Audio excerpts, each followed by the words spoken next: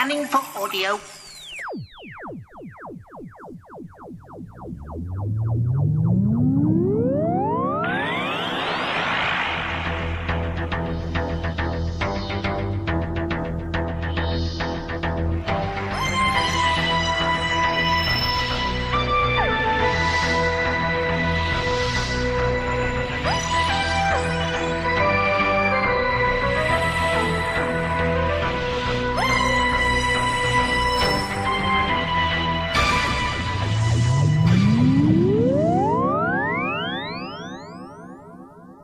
Welcome to a Tin Dog podcast, this time talking about main range release number 210, The Peterloo Massacre.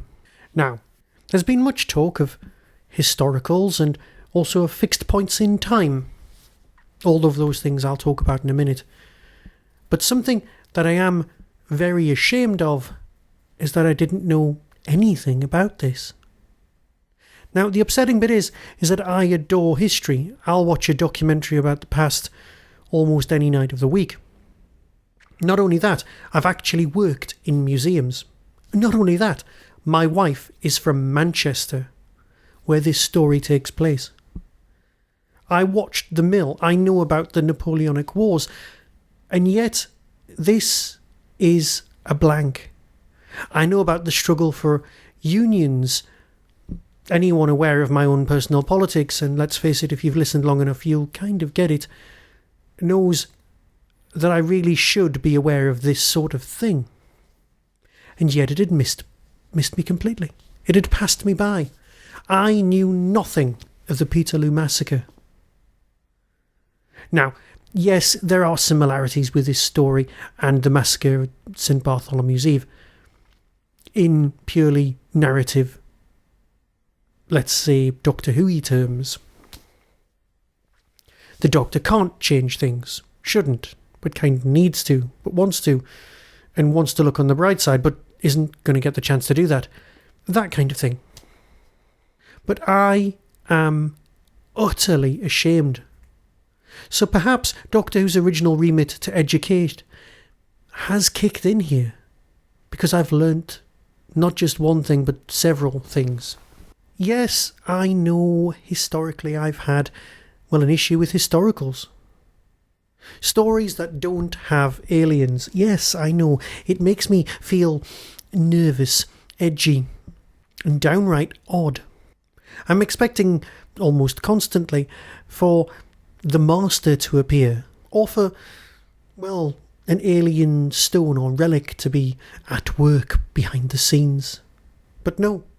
All there is disenfranchised people who are a bit cross, and some more people who really should know better behaving quite badly. It's a great story, but that's because it's a great historical fact. Great meaning huge, meaning important, not meaning wonderful. To think that events like this took place on English soil, not too far from where I currently am, makes me so angry. Perhaps that's just an example of how good the storytelling is in this particular story. And trust me, it is. We've got flashes of a Fifth Doctor that we've never truly seen before, wanting to interfere but knowing he can't. But also, what's the difference between Earth history and the history of another world? Because given other circumstances, he would so have messed it about. Just from the title, it's going to end badly.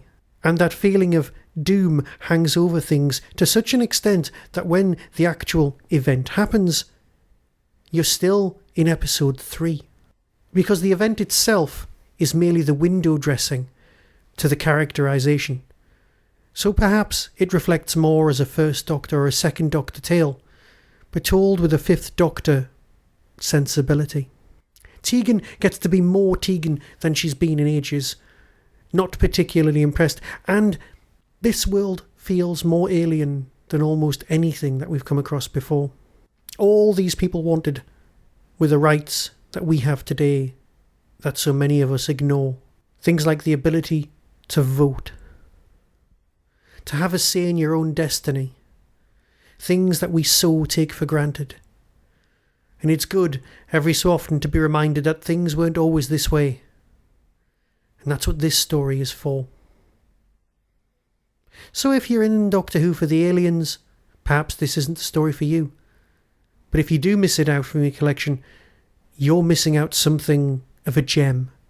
A true gem of the range. There's a level of emotions brought forth by Sarah Sutton's Nyssa that I just didn't think we were going to ever get. Yes, there's an argument that it could all go a bit Catherine Cookson-y towards the end, but you know what? In order to make this a human drama, it had to be a human drama. So heartily recommended. And if you don't know anything about this, shame on you as much as shame on me, because it's brilliant. Brilliant in the sense that it's a shining beacon of hope, not brilliant in the sense that it's anything other than just a tiny bit miserable that this thing actually happened in real life, not too far from here. And so I'll fade away and let you listen to the trailer before you go and listen to the story itself. Because let's face it, it's something you kind of need to know about. And this is a perfectly acceptable and accessible way of learning. So until next time, be seeing you. Coming soon from Big Finish Productions, Doctor Who, The Peterloo Massacre. What's happening to the TARDIS? The navigational systems are malfunctioning due to travelling backwards through decades of carboniferous emissions. Yes, it appears your girl doesn't much care for the Industrial Revolution. So you're saying we got lost in the smog?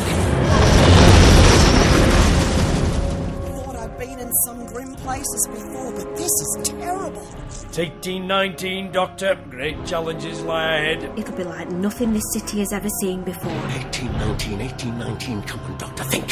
Why does that year fill you with dread?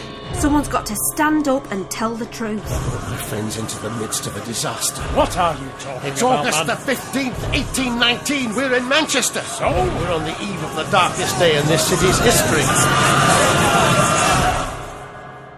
Big Finish. We love stories.